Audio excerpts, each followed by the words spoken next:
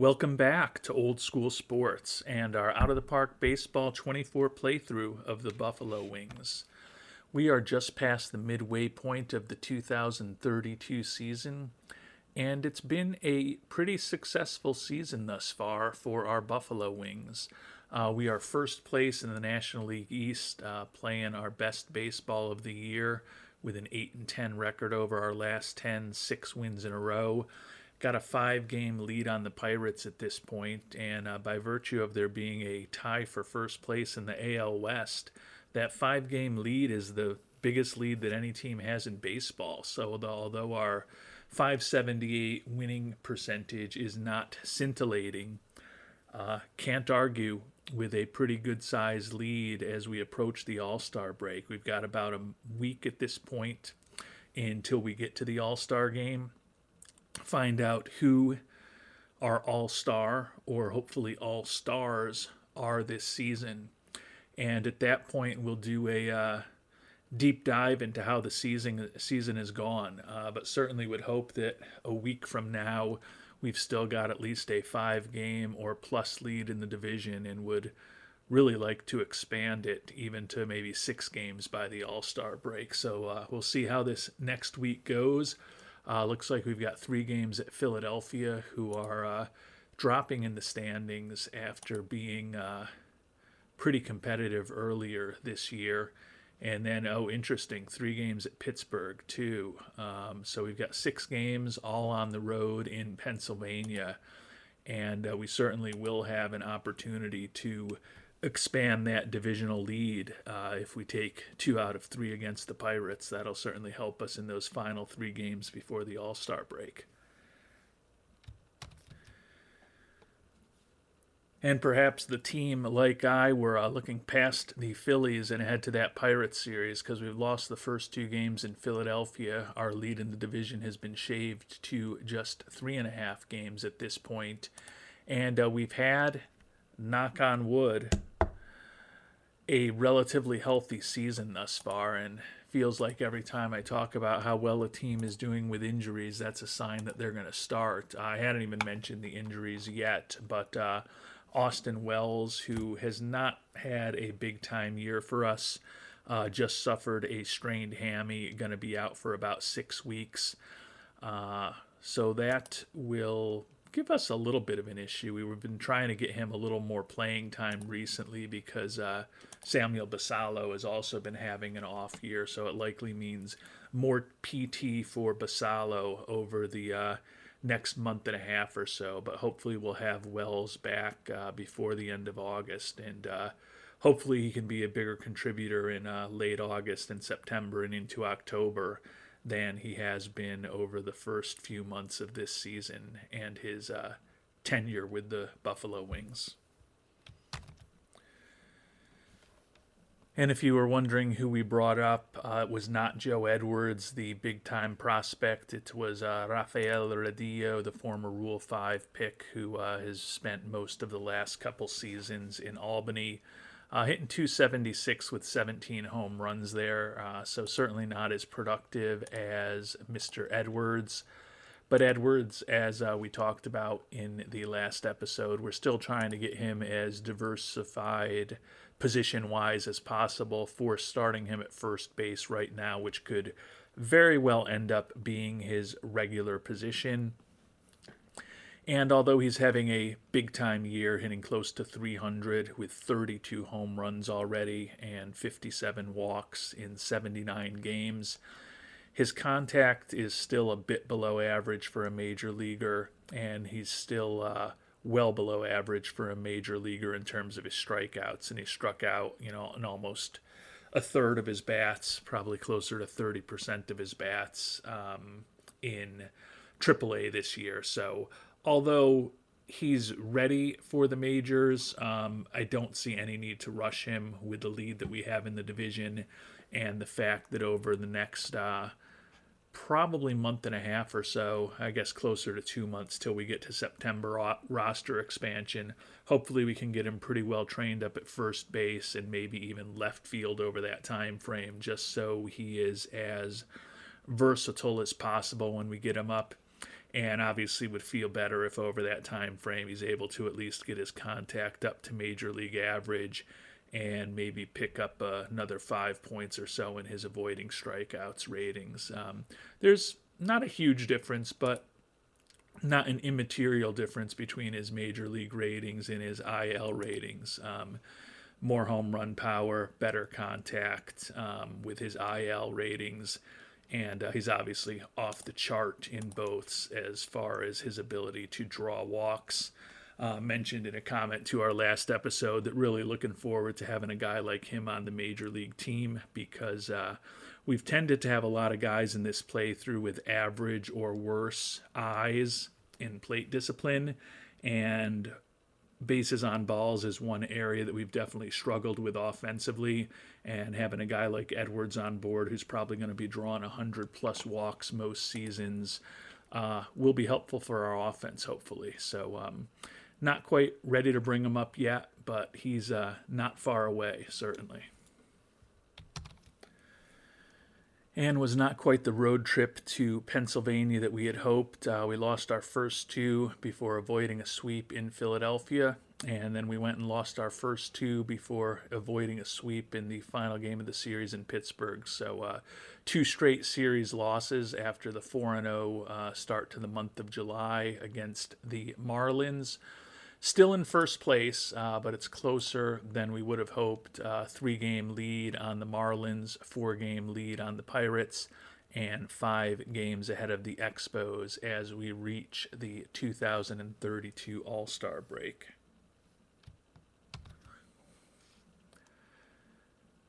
And with the All-Star game finally here, time to find out whether we've got any All-Star starters and who our representatives are.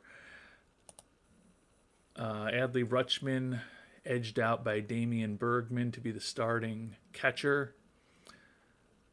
Other than that, Vance Honeycutt edged out by Spencer Nivens in left field. So no starters for the Buffalo Wings. Definitely was not really expecting any this year with the way the season has gone. But let's see who we actually have on the National League All-Star team this year. Andrew Painter, who had been somewhat disappointing over the years for us as a pitcher, as a starter, moved to the bullpen this year with the amazing riches that we have in the bullpen. The 0-6 record is certainly not impressive, does have 6 saves and 16 holds, but he's pitched 51 games here through July 12th. 76 innings pitched, more than a strikeout per inning, 284 ERA, 295 SIERA. Can see his ERA plus and his FIP minus both in excellent territory, and he's put up a 2 WAR out of the bullpen. So whether we can continue to be able to afford contract of 14, which is going to be going down to 13, 12, and then a team option for 10, whether we can continue to afford to pay that over the medium term to a guy if he's a bullpen pitcher for us is certainly a question. But definitely good to see him rewarded with the second All-Star appearance of his career and his first as a member of our Buffalo Wings. Rutschman, although he was not voted in as a starter, is a All-Star. He is having an okay season, hitting just .239. The guy who is the starting catcher is hitting just a .198 though, although he does have 13 home runs. And it looks like that is it for our first place Buffalo Wings. So only 2 All-Stars this year. The catcher, Adley Rutschman, who's become pretty close to a perennial All-Star since he joined us. And the relief pitcher, Andrew Painter, named All-Stars for our Buffalo Wings here in 2032.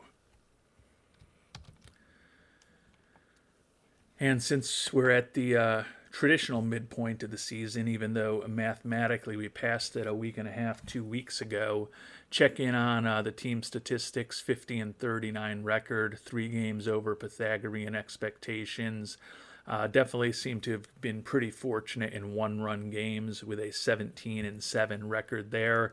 Not surprisingly, we're only 500 against left-handed starters, winning at close to a 600 clip against righties. We've had a winning record every month of the season so far, but the 600 winning percentage we put forth in a relatively small sample size of 10 games here in the month of July is our highest winning percentage. So we've been consistently good throughout the season, but never really had a month when we were great. We rank third in the National League in runs scored at this point, and fifth in the National League in runs allowed. So certainly being top three in one of those categories and top five in the other one should add up to being a playoff team. And right now it's adding up to potentially being a divisional winner. So things are going fine. Mentioned that we had struggled to draw walks historically with this team, but we're actually in the middle of the pack this season. So call me a liar if you need to, but I think that that statement I made when thinking about what Joe Edwards could bring for us a few minutes ago is still accurate in a more global context of what we've been doing with this Buffalo team over the past 6+ major league seasons. Starters ERA has slipped a little bit recently to be ranked 7th. The bullpen's still doing a really nice job for us this season, and Painter, obviously an important part of that with the number of innings pitched that he has this year. Looks like he could be headed for 140 innings pitched or so as a relief pitcher, which is pushing himself into Mike Marshall from the mid-1970s kind of territory. So turning to our midseason review of the players, we'll start with the pitching staff since that's what we were just talking about with Painter.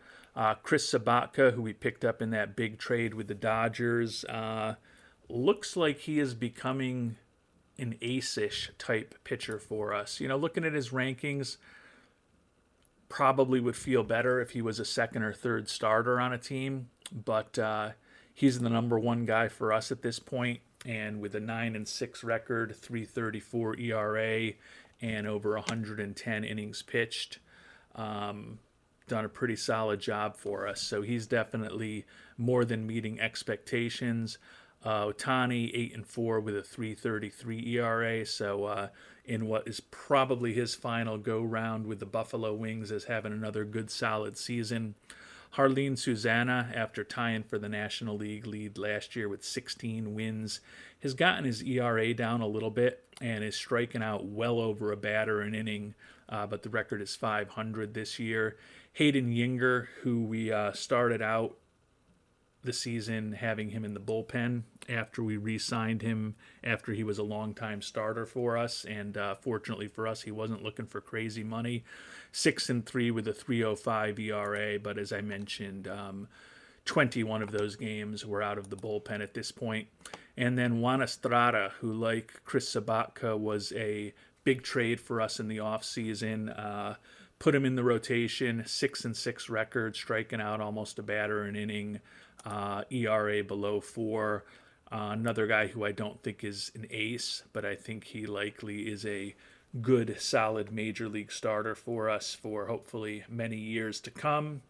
And he also has the benefit of having a skill set to be a two-way player, which we'll be talking about very shortly. Closer Bryce Miller, 4-2 record, 21 saves, 3.34 ERA. Caleb Ferguson, 3.22 ERA is a lefty stopper. Andrew Painter, 76 innings pitched, as we've talked about, is our righty stopper. I know got the comments from some of you that are very accurate. You know, if we've got two stoppers, that can definitely mean that we don't get as much action for our closer, which is definitely true if you look at the numbers, because Painter in particular and even Ferguson both have more innings pitched than Bryce Miller, and he's pitching only 33 games as opposed to, I guess, only Ferguson's pitched 32, but Painter, as we talked about, with 51 games played so far. So I'm not too stressed out about that during the regular season. Clearly we'll need to probably manage things a little more tightly. But right now I do like the idea of having one lefty and one righty stopper. And quite honestly, when I look at the rankings and the stats of these guys, it's not clear to me that Bryce Miller is so far above either of these two guys that I don't even mind them necessarily pitching more innings than he does.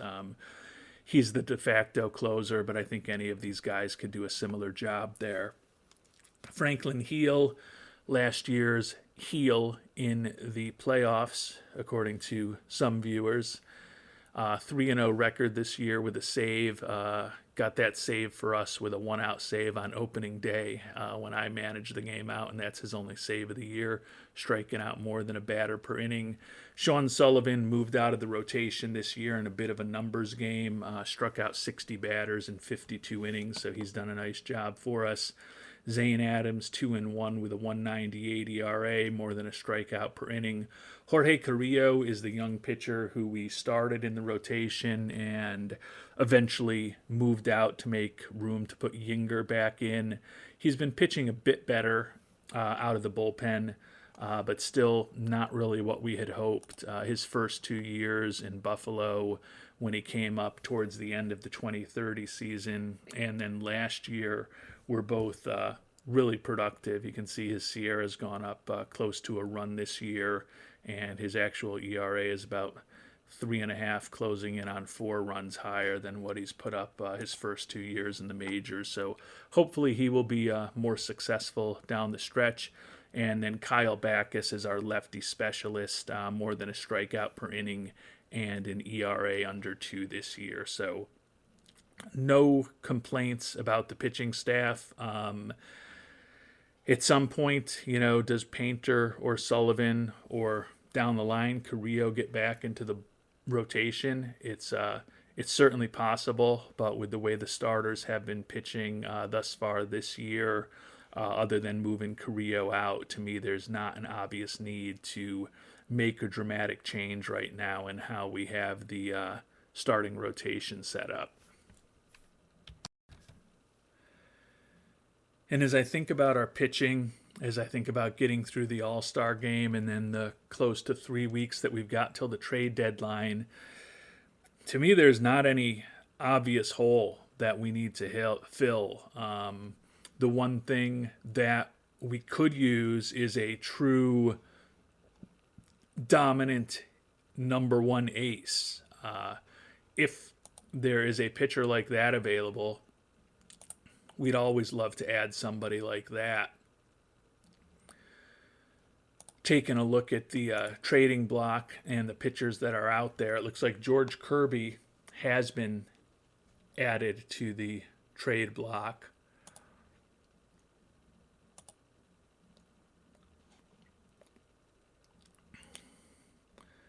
And probably at a very raw look just of his ratings, probably is the best pitcher that's out there. Don't love a fly ball pitcher with average movement.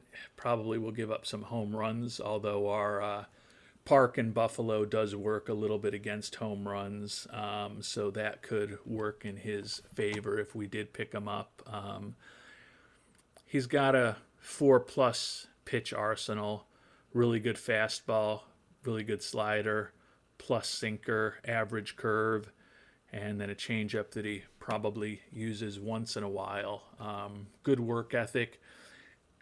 Is he, if we picked him up, one of the 5 best starters on our team? Yeah, he definitely is. He could help us.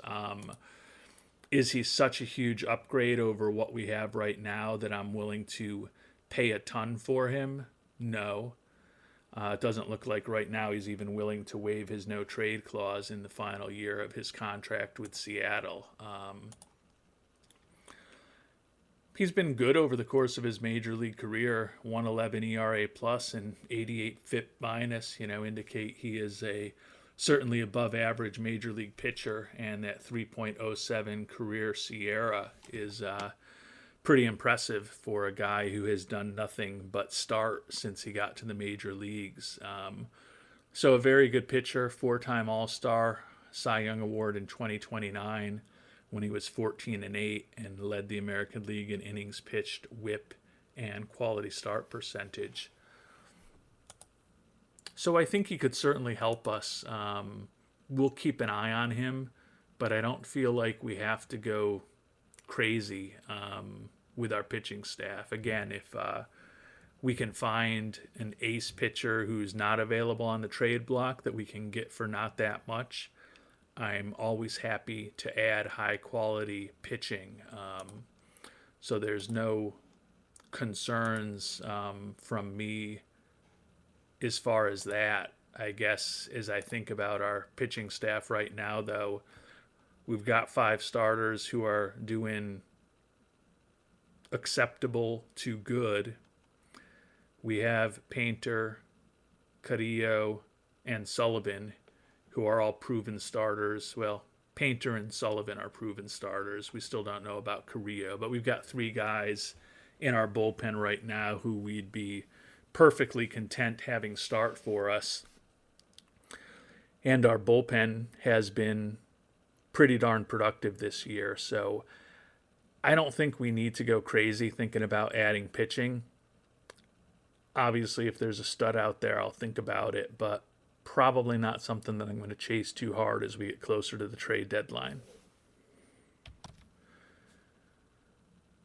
The everyday players, though, that could be an area where there may be something to do. We already talked about the fact that we're only .500 against left-handed pitching, and I do feel that another good right-handed bat somewhere in the lineup could do us some good. But we'll take a look and see how everybody's doing. Juan Estrada, the young two-way player we talked about, hitting .280, draws a ton of walks, .386 on base percentage, so his OPS plus is 111. Not a lot of pop in the bat, no home runs through his first 182 major league at-bats, but still looks like he could ultimately be a pretty useful major league hitter for us. Plus contact, outstanding gap power, and a excellent eye. So looking forward to seeing what he can do, and pretty happy that we've been able to have him as an everyday starter, as we already talked about, and still get him on pace for over 400 plate appearances when all is said and done this year. Ohtani, kind of wonder if we had been playing with two-way players for the first 5 years. He was in Buffalo, what we may have gotten for him, what we may have accomplished. Leads the team with 17 homers, but the .212 batting average is not impressive. 73 strikeouts and 222 at-bats, not impressive. It's kind of interesting. His OPS plus is basically the same as Estrada's, but they've gotten to those numbers in very different ways. Ohtani's BABIP is only .222, so I think the hope is maybe that will get higher over the second half of the year. But to be fair, when I see a BABIP of .367 for Estrada, it's conceivable that could work against us over the last couple months of the season. Rutschman, we talked about, all-star catcher this year. Above average in terms of his OPS plus and WRC plus. Not quite on pace to have a WAR above 4, which has basically become his benchmark for us. He's been above 4 every year that he's been with us. Hopefully he can get there this year also. Hitting just .240 right now with 8 homers, 16 doubles. You may remember last year at the All-Star break, he also had pretty mediocre stats, and then he was on fire for the last couple months of the season, and hopefully we'll see a similar pattern from Clutchman this year. Josh Springer, the young backup catcher, hitting .247, has a dinger for us. He's been kind of league average this year. Not shocking when you look at his pretty average-ish batting profile and his average-ish catcher ratings. He's an acceptable backup catcher, but certainly would not mind if we had a higher quality player there. Certainly will look to upgrade that position this offseason. If there's something in the trade market, I would think about it, but given that Rutschman is going to be playing for us just about every day at catcher, I don't think necessarily focusing on upgrading backup catcher should necessarily be our biggest priority as we head towards the trade deadline. Henry Allen, the first baseman that we picked up in the Rule 5 draft, been a pretty productive player for us, playing primarily against lefties, hitting 326, 9 doubles, 3 homers, and 18 ribbies in less than 100 at-bats. So can't complain about what he's done, but not a guy that I think we're going to be playing regularly against right-handed pitching. At first base this year, that's been Samuel Basallo, and he's had some really big years for us in the past. But the wheels are kind of coming off this season, and some of you have been, on me to get rid of him. And honestly, I'm surprised we still had him. I think it's been a couple years now. Basically, once he got into his arbitration years, I've always been talking about how much value is there for this one-dimensional slugger who brings nothing to the table defensively, strikes out a ton, but his numbers, up until this year had always been well above league average offensively. You can see this year he is well below league average offensively, batting just 207. He does have 13 homers and 42 ribbies. 227 BABIP, which is by far the worst of his career. So I think maybe we can argue he's gotten a little unlucky, and hopefully, particularly against right-handed pitching, maybe he will deliver more over the second half of the season. Vaughn Necker, also a guy who, similar to Allen, playing just against left-handed pitching. He had a brilliant rookie year for us last year in very limited playing time. This year you can see his batting average is literally more than cut in half compared to it was last year. And his BABIP is almost 200 points lower. Incredibly fortunate with that 452 BABIP last year. Looking at his profile, he's certainly better than a 180 hitter, but he's definitely not a 360 hitter. With some of the young talent that's getting closer to the majors for us, I don't think Necker has a huge future with us. Could he be on the roster the next year or two? Yeah. But I don't know that he is a huge part of our future at the age of 26. So a right-handed hitting first baseman who's better than Allen or Necker would be one thing that could help us against left-handed pitching. And if we had to deal one of those guys to get somebody who's a little better, even if they're a veteran, I don't think it's necessarily the worst thing in the world.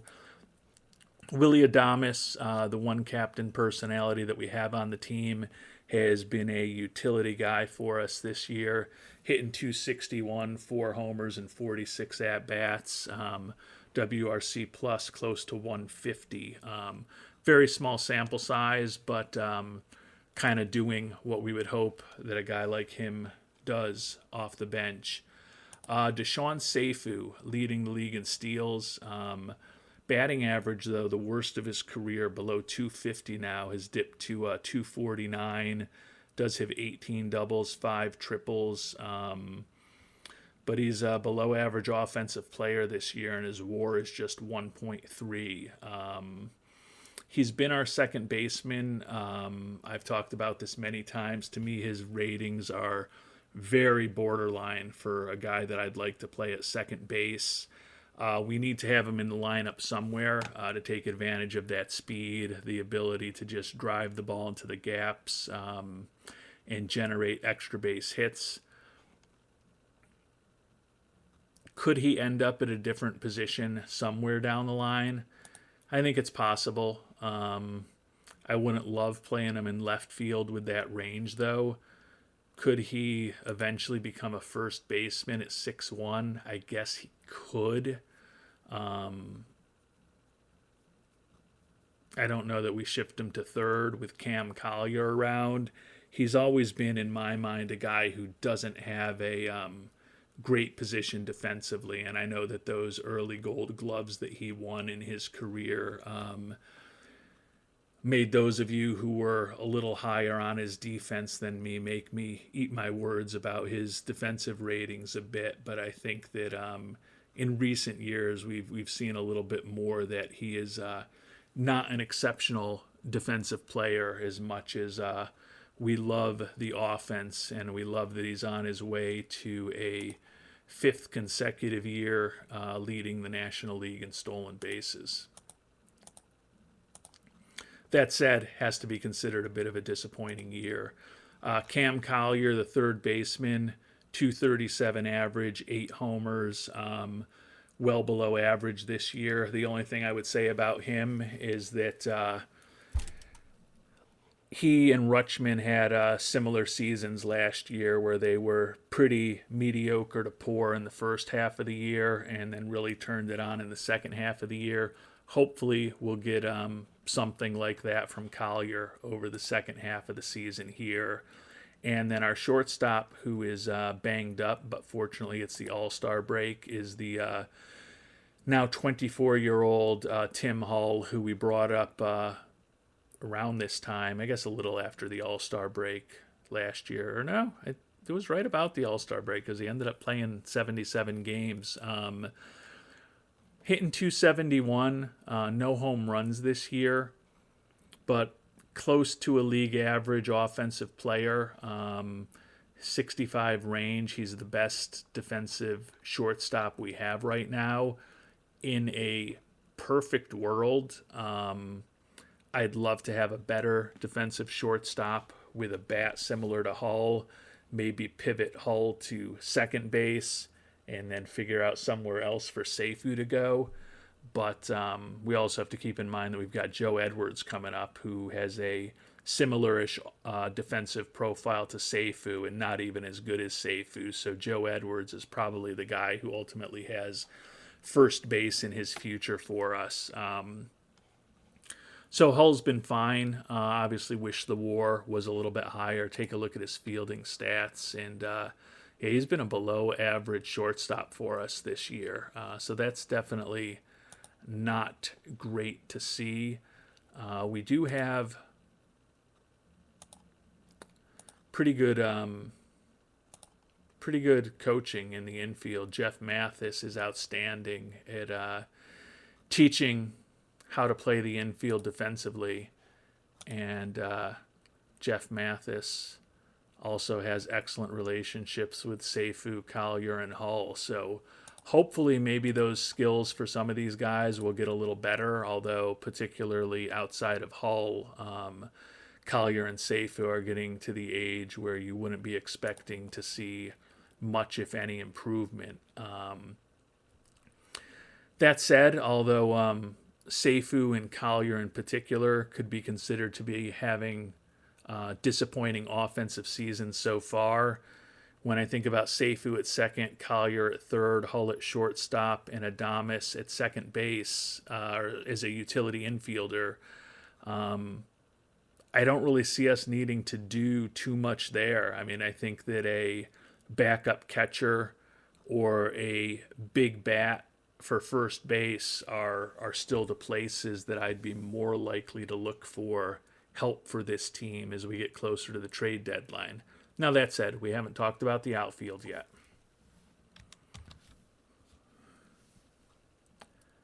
And when I turn to the outfield, we need to keep in mind that we've already talked about Estrada and Ohtani, who are often playing for us in right field and or DH. Vance Honeycutt, left fielder, and Vance Honeycutt, I guess, is having a bit of a down year for Vance Honeycutt. 114 WRC plus would be the lowest that he's put up in his career. The batting average has dipped to 241 this season, by far the worst of his career. Still has 13 home runs, still has 14 steals, but not running quite as successfully on the base paths as he has over the past few seasons. He's over 29 years old now. He's fragile physically. Still having a solid year. He is one of our right-handed hitters, so he is a critical guy for us to have. I think about his contract, $12.5 million next year in his final arbitration eligible year. Definitely getting expensive for a guy who's fragile. And if we think about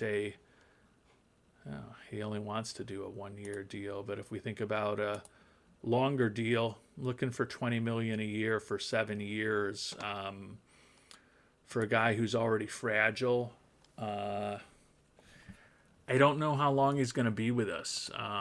He's been an excellent Buffalo Wing while we've had him, and certainly don't feel a need to do anything about him this year. But guys like Honeycutt and Basallo could be nearing the ends of their runs with Buffalo, as we've got a new generation of youngsters coming up to potentially threaten their playing time and potentially even their jobs with the Buffalo Wings. John Featherston, our center fielder, like him defensively. Definitely not having as good an offensive year as a year ago. The batting average has dipped more than 50 points to 222.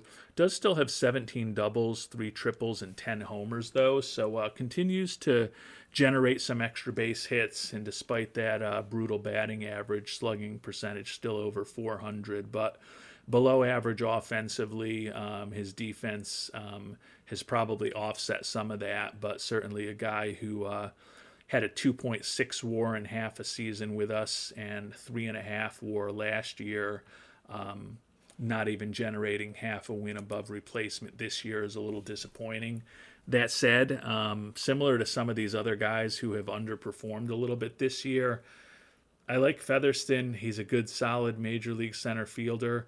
I think he'll hit enough to justify his spot in the lineup given his glove.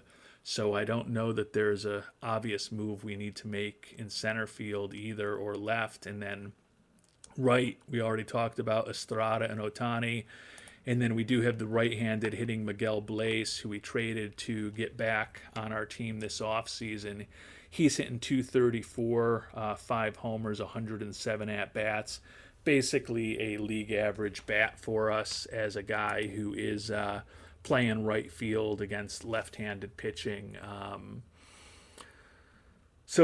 then Rodillo, we talked about, he just came up to replace the injured Austin Wells, who has had a relatively disappointing year for us. 230 average, 4 homers, and 161 ribbies, so 161 at bats. Wish he had 161 ribbies. So to me, an ace pitcher would be great. And then a monster right-handed bat who crushes left-handed pitching, but perhaps is good enough that he could also, be an everyday player for us, either at a corner outfield, first base / DH kind of slot, is kind of the only thing we might look for. Like I said, a backup catcher would be good. I think we could certainly upgrade from Springer. More defense, a better defense, and potentially a better bat out of our backup catcher would be helpful for the once every 4 or 5 days that guy plays. And it would give us a little bit more insurance if Rutschman happens to get hurt. But I don't think we've got real huge holes to fill. Are we going to try to be active and see what's available as we get closer to the trade deadline? Definitely will. And with the fact that we did not spend much money on our rookie class this year, a little less than $3.5 million, we've got over $10 million to play with. So we could probably bring on just about any contract in baseball, given that we're closing in on being close to 60% of the way through the season within the next couple of weeks. If there's a player who's available that can help us, I don't think their salary is going to be an issue towards us getting them on board. It's going to be more, are we willing to give away the players and prospects that we need to get a player on board? And even more importantly, is there a guy who fits those really specific criteria that we're looking for? Because we're basically looking for a star-level right-handed hitter or an ace starting pitcher are the two things that would help us the most, and probably pretty difficult to find and pay for either of those things.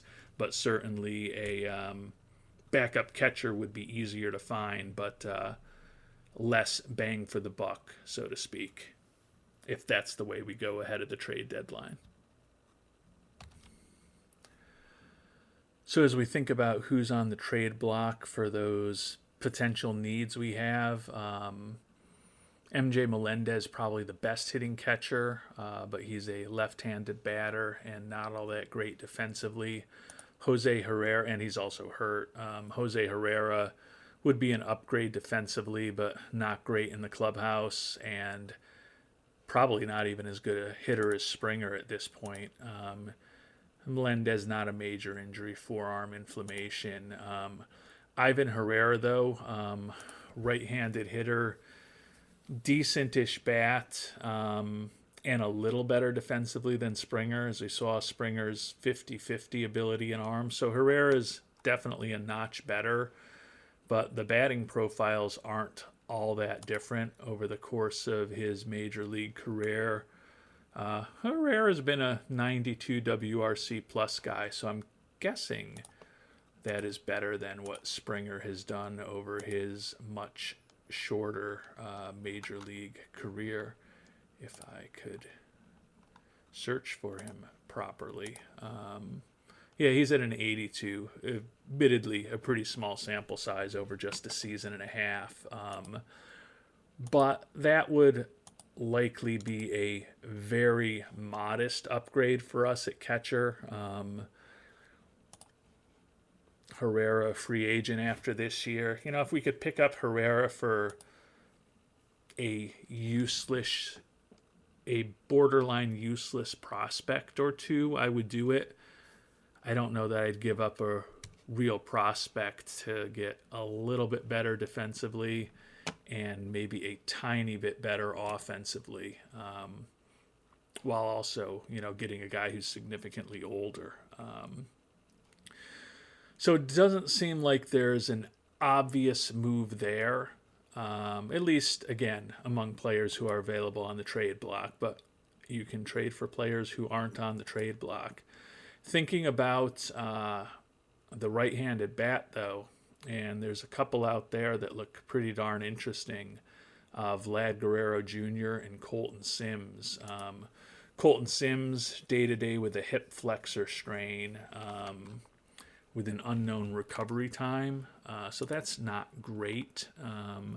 He's free agent eligible after this year, playing for the Astros, and you look at what he's done offensively over his career, been a well above average offensive player, over 30 homers and over 100 ribbies 3 straight years now.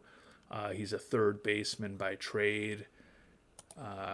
Quite honestly, we'd probably play him at first base and have him figure out how to play that position at the major league level if we traded for him from the Astros.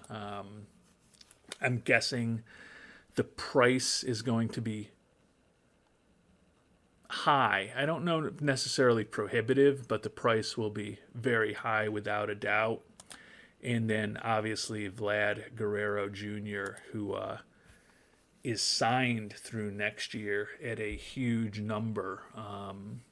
So that is a different type of acquisition, and he is one of the few guys out there that we don't, even though the season is more than half over, have the capacity to bring on that massive salary. So we would likely need the Cubs to keep a chunk of his salary, or I guess the other option would be to just send somebody like Basallo that's making decentish money this year back in return.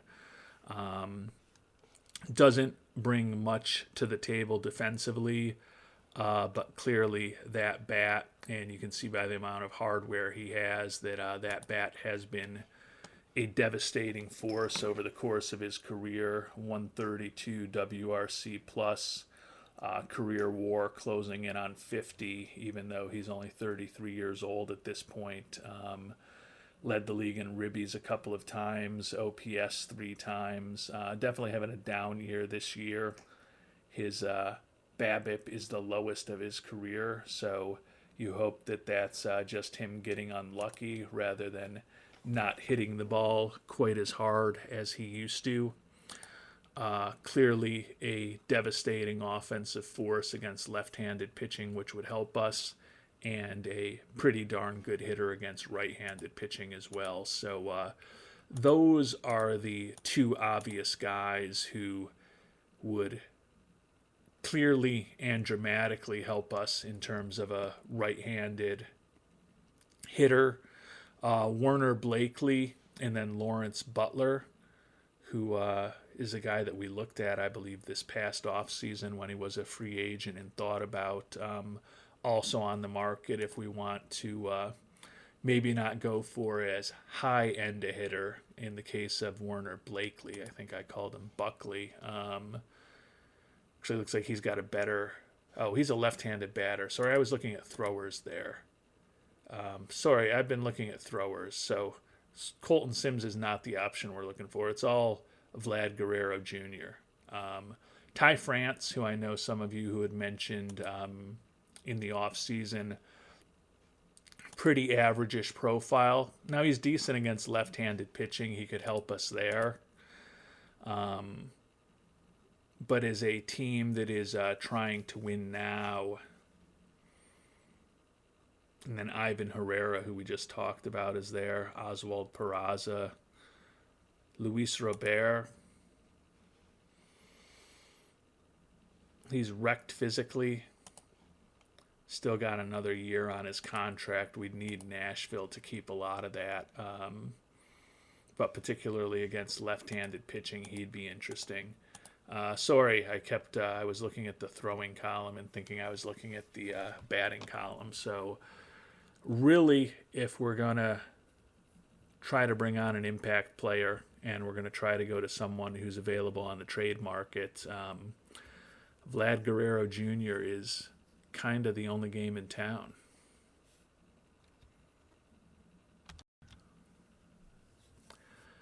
And I have put together a deal to try to bring on board Vlad Guerrero Jr. I mean, if we're a team that's trying to win now and a player like that is available, we have to at least investigate the situation.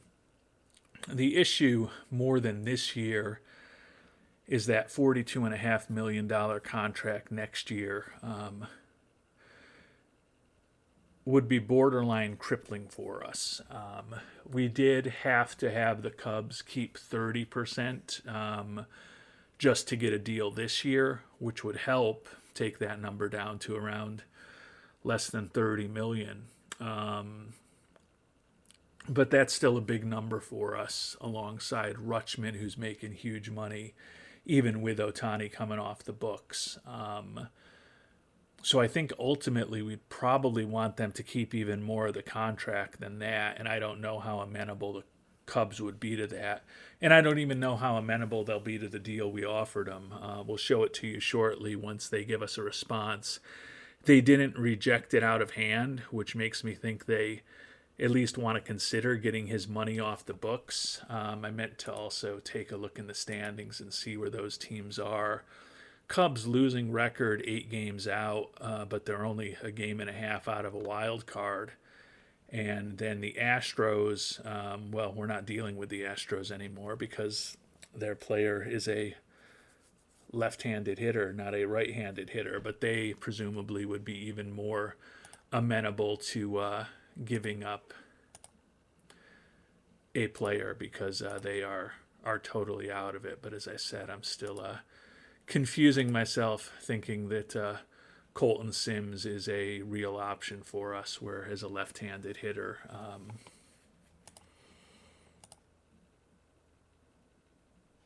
he'd certainly help us against left-handed pitching.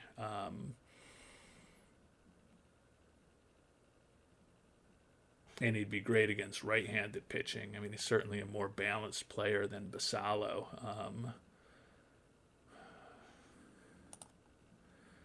I mean, if I could get him for Samuel Basallo, given that we're almost certainly going to be moving on from Basallo after this year, I'd at least investigate that. I don't think that they're going to. Yeah, they'd have to be idiots to take this offer. They're certainly not going to go for that.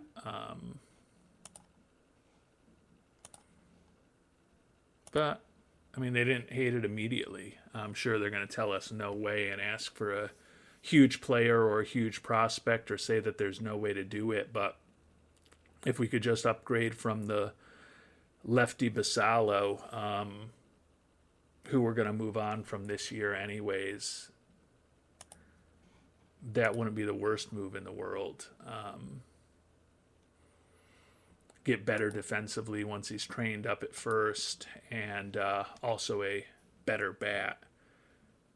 We'll see. We very well may end up not doing anything at all during the last 2.5, 3 weeks to hit the trade deadline, but we're gonna investigate some things, and we're gonna investigate some guys who aren't even on the trade block as well. But I don't feel like we have to go crazy and force anything. And we got a couple of no ways. Houston, as expected, we would need to add Arturo Flores, Dave Zapp, or Joe Edwards, one of the top handful of prospects in our system, in addition to Basallo, to get that deal for Colton Sims done. And similar reaction from the Cubs, and we had offered them Basallo, Vaughn Necker, and Ron Brady, who is not a top flight prospect in our system, but a guy who we picked in the second round last year, hitting .354 with a little of pop in rookie ball this year, probably pretty close to being promoted to A ball. So a decent prospect, but not a great prospect. And we'd either have to add in our very good young starting pitcher or our very good second baseman to get that deal done. I'd love to have Vlad Guerrero Jr. on the team, but as I talked about, with them only retaining 30% next year, that number is borderline crippling for us. But we're trying to win now. I don't feel like jumping at either of these deals. Could I revisit things with these teams in a week or two if those players are still available? Certainly. But I tend to think the prices seem to be a bit higher than what I am willing to pay right now. And I know some of you are probably saying, hey, if you need a right-handed hitting first baseman, why don't you just go to one of the top prospects in your system in Joe Edwards? And it's a fair point, but when you look at his numbers or his ratings versus left-handed pitching right now, they're honestly exactly the same as versus right-handed pitching for him. And again, with that 45 contact, 35 avoid strikeouts, could he hold his own and not be a disaster in the major leagues? Yes. But I don't know that he really would give us the oomph that we need against left-handed pitching, because you look at Henry Allen, who's playing pretty regularly right now against left-handed pitching, and he is unequivocally, with the exception of his ability to draw walks, a better offensive player than Edwards is at this point. And he's having a nice year for us. But I think we want to upgrade from him, and I don't see Edwards being a clear upgrade from him quite yet. 6 months to a year from now, is Edwards going to be a better player than Henry Allen? Almost certainly, but I don't think he's quite there yet.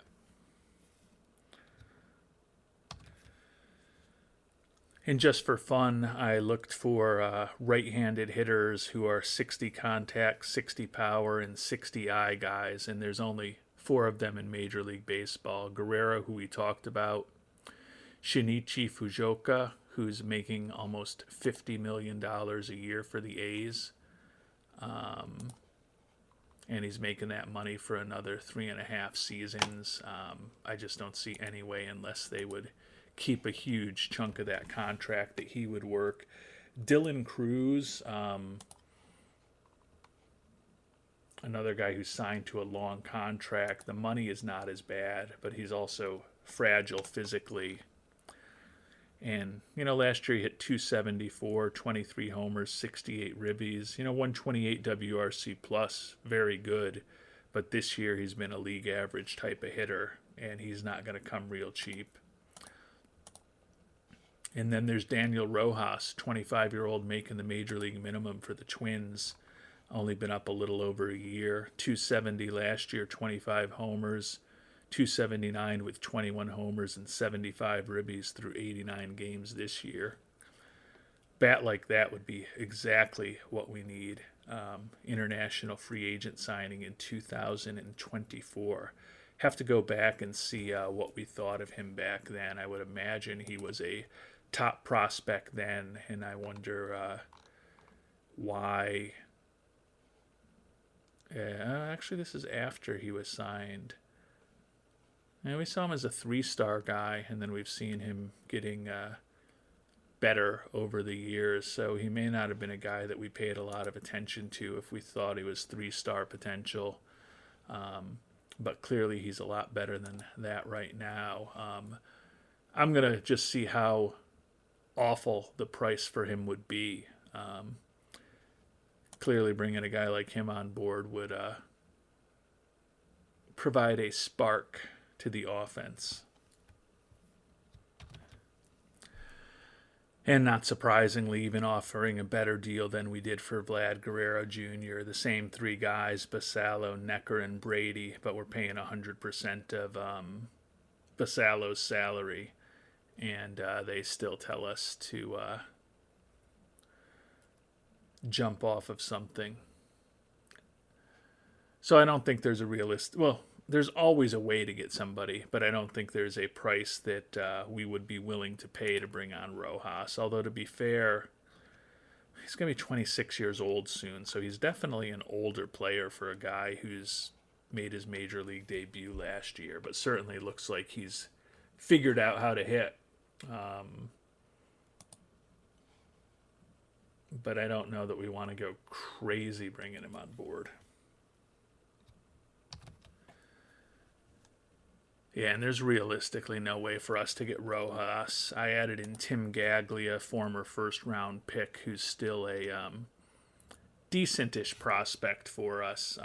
Love his speed, love his defense in center field. The question is whether he's going to really hit enough to be an effective major leaguer. Hitting 244 this year in high A ball after we promoted him from A ball about a month ago. And then we also added in Arturo Flores, who's one of the top prospects in our system, making his debut in international or from the international amateur free agent ranks this year in professional ball for us. And even adding in those players, they said no way. So clearly the price for him is very high, as it should be. And we've been going back and forth over the last couple days, not really getting any significant traction on trade offers. We've split the first 2 games out of the All-Star break against the Mets. Unfortunately for us, the Marlins just won't lose. They've won 8 in a row at this point, so they've closed the gap on us to just 2 games. So there's definitely an incentive for us to try to make a deal. We've pivoted a bit in the last couple of days to looking for the backup catcher. And we'll show you this deal that we tried. Our old friend Andres Medina, former top prospect within our system, 24, almost 25 years old now, still viewed as the number 17 prospect in baseball. And Philadelphia this year has jumped him all the way from high A to the majors, where he's been a backup catcher for them. Obviously great defensively, hitting just a $188. We were looking for an upgrade defensively at backup catcher from what we have with Springer, and clearly Medina would do that. But even if we traded Springer and Basallo away, we would still have to give up one of the top players on our team and or one of the top prospects in our system to get it done. So the price there is not undoable, but not something that we are willing to do, given that whether Medina is ever going to hit enough at the major league level is still, to me, a significant question. So we've then reached out to Milwaukee about Ivan Herrera, the guy that we talked about who is actually available in the trade market. Better defensively, not overwhelmingly, but clearly still 5 notches better than Springer in both his ability and his arm, and has been a more successful major league hitter.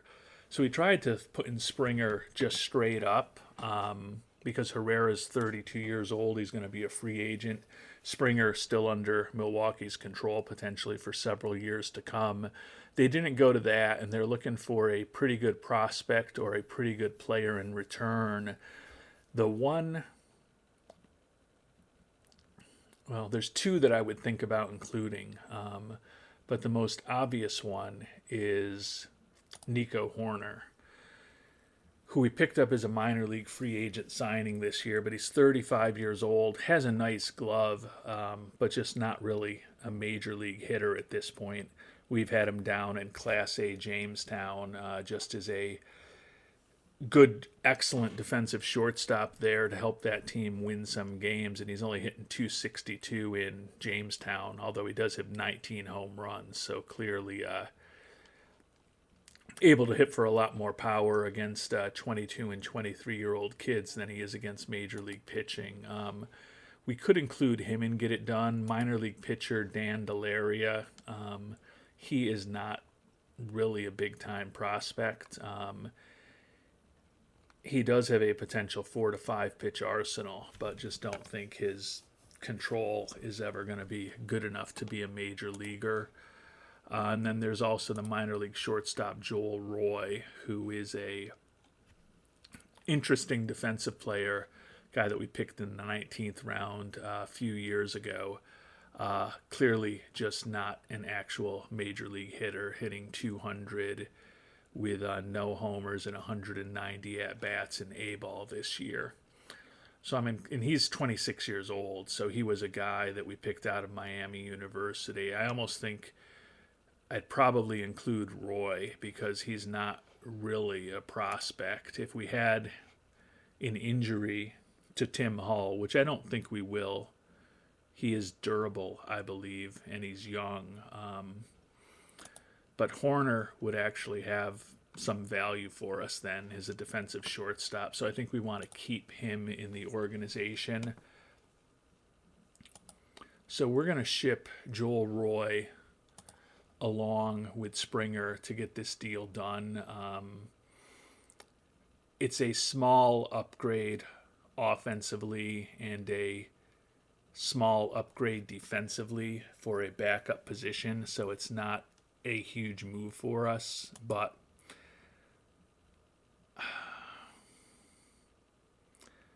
I want my backup catcher to be better defensively than Springer is.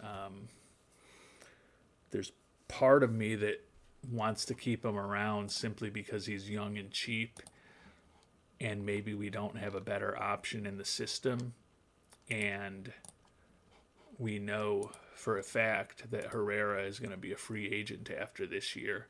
Doesn't mean that we can't try to bring him back next year as our backup catcher again, but he could be looking to be a starter like he has been the last couple of years. He's expecting to be a starter.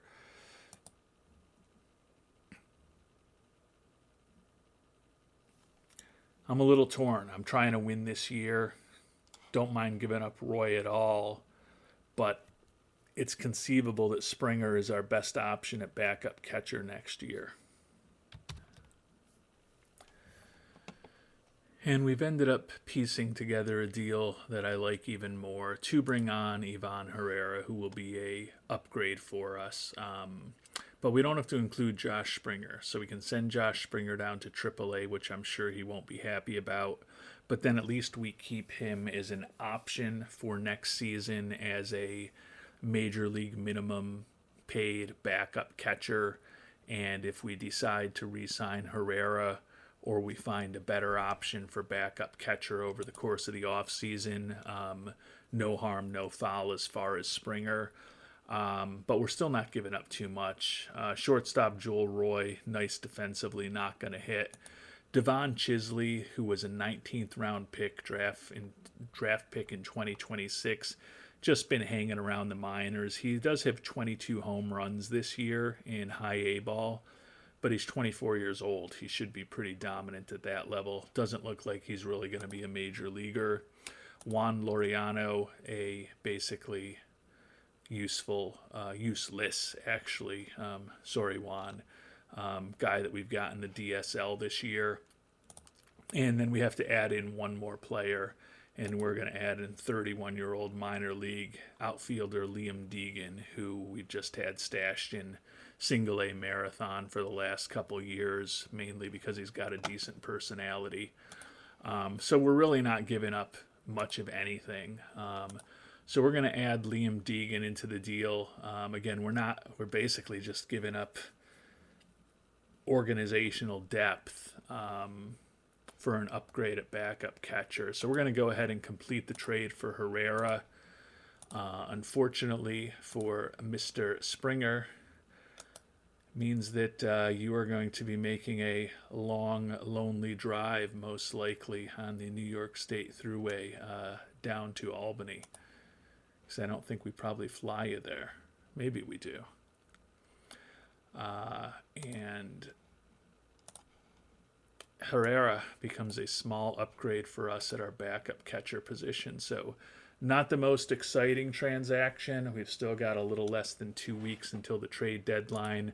Lost the last 2 games of the series against the Mets. Fortunately, the Marlins have lost 2 in a row also, so we're still 2 up on them, but 3-7 over our last 10. So finding a way to improve this team a little bit would not be the worst thing in the world.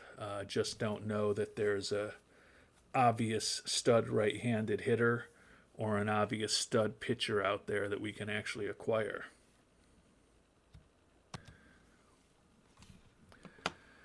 And we've continued looking for trade offers. Haven't found anything that works, unfortunately. We took 3 out of 4 at Atlanta, but then we did lose 2 out of 3 in Nashville. So winning record for the week, but particularly after winning that first game against Nashville, would have hoped we could have taken the series on the road. 3 at Baltimore, and then 2 at home against Arizona before we are officially at the trade deadline.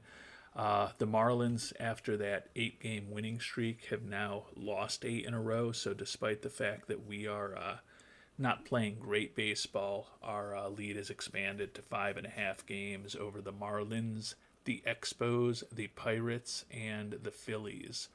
All 4 of those teams tied 5.5 behind us.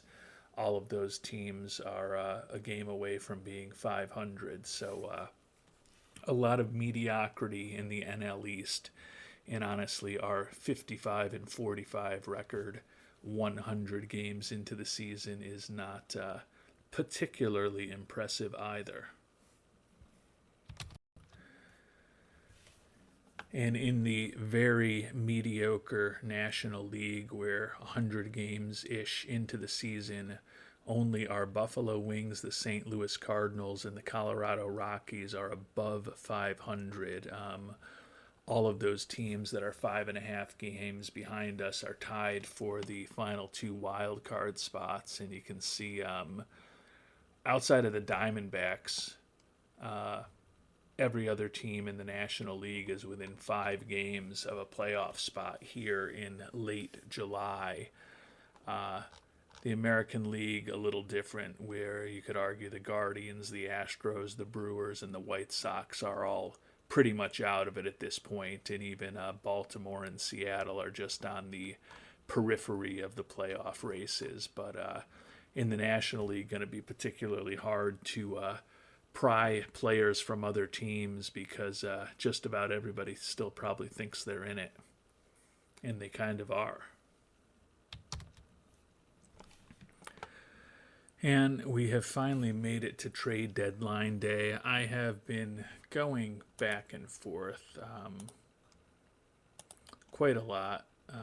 You can see we've been talking to Nashville. We reopened with the Cubs on Vlad Guerrero, talking to Houston. A lot of offers coming our way. We've been throwing offers all sorts of other people's ways at guys that we think could potentially help us as a starting pitcher or as a right-handed bat, and just not really getting any traction. We're still 5.5 up in the division at this point. The Expos and the Marlins are the two teams tied behind us in second place in the division, and they both have winning records at this point. So I don't think we have to go crazy. I'd love to bring on a big-time player for us. This is likely our last year with Ohtani, as I've talked about. We're a win-now team, even though at the beginning of the year, all our owner expected from us was a winning record. We've turned into a win-now team, even in his eyes, apparently. But the prices for the guys who are difference makers are not surprisingly borderline exorbitant, in my view. So I'm going to keep hammering my head against the wall a little bit. You can see, despite the fact that we're winning the division by 5.5 games, our fan interest has now trended below 100, which always annoys me when you've got a team that's playing good baseball in a pennant race and it's late July and August. That seems like an odd time for fan interest to be waning, but it is what it is, and it will be what it will be at the trade deadline. It may end up being that a backup catcher is our big move for the 2032 trade deadline. And ultimately, there was no deal to be had that we would be willing to make, unfortunately. And of course, here on August 1st, Caleb Ferguson, the relief pitcher, out 4 to 5 weeks with a strained hamstring when it's too late for us to look for help in the trade market. Given that it's only August 1st, he should be back in plenty of time for the playoffs, assuming that that's where we'll end up. But the timing is not perfect. We tried hard, and we were looking at... I'm sure these guys are still all on the trade block. Oh, but the trade block is still there. We revisited Colton Sims, even though he's a left-handed hitter. Went after Michael Harris II. We tried Guerrero many times. Luis Robert we went after. We were looking for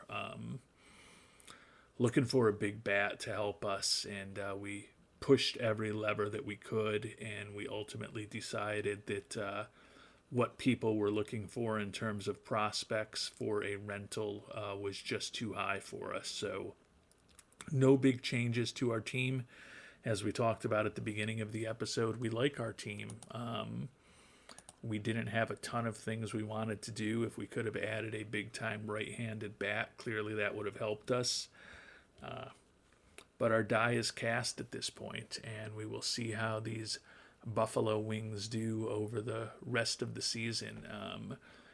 We're half a game behind the Cardinals for the best record in the National League and potentially home field advantage all the way through the NLCS at this point.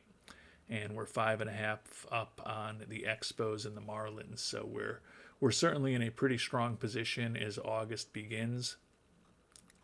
Do I wish we had brought on another player who could potentially really push us a step further? I do, but as I said, the type of prices that we were being asked to pay were just more than I was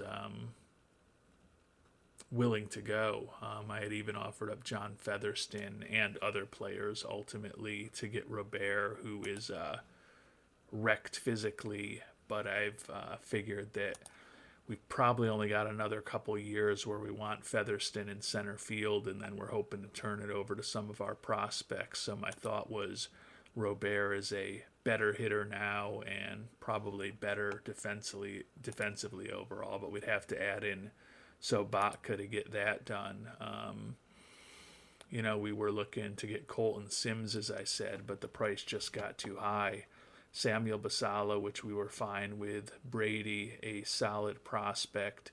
Josh Vehar, a solid prospect. Jonathan Joy, a borderline-ish prospect. Rafael Rodillo, who's in the majors right now. And then we still need to give up another really good prospect or a really good young major league player. Last time we checked in on the Cubs, and we threw a ton of offers their way to pick up Guerrero Jr., but it was a similar deal. Basallo, Brady, Vehar, Jonathan Joy, Rory Drain, legitimate prospects. And then we still needed to throw in a Hull, a Honeycutt, or a Sobotka. The prices to me were just not right. And because of that, we are going to run the rest of the way with the guys who have led us to a 59-46 record here on August 1st. And we'll find out if we're able to clinch a 5th consecutive playoff berth and our second division title in that span in our next episode.